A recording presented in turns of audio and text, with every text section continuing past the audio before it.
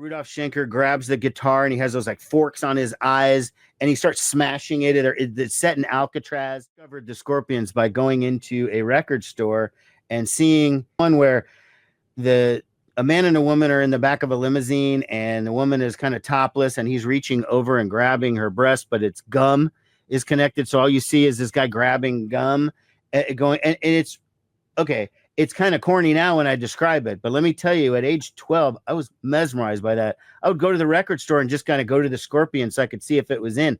I wasn't even buying the record. You know what I mean? Love It First Sting. That album was so massive in 1984. And like I said earlier, they are sort of proto hair metal or whatever because they existed starting in the late 60s even. They had a whole 70s era with Uli John Roth. And then they came into the 80s, which was their hit-making era. I think the first time I ever heard the Scorpions was No One Like You. That was the video.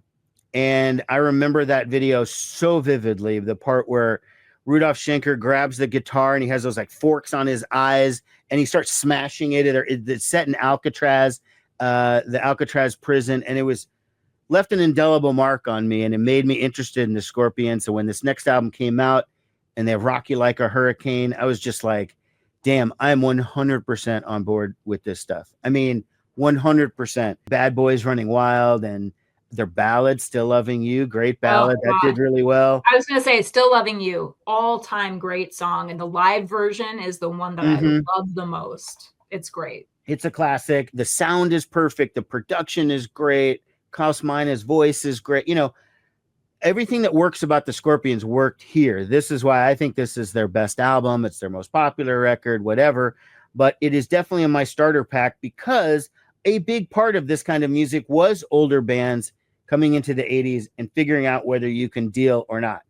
If you can't adapt to what's going on, if you can't be Kiss or the Scorpions and figure out what's happening, then you're going to be, you know, Blue Oyster Cult, who was one of my favorite bands ever, but they couldn't adapt to the 80s. Their career almost ended in like 81.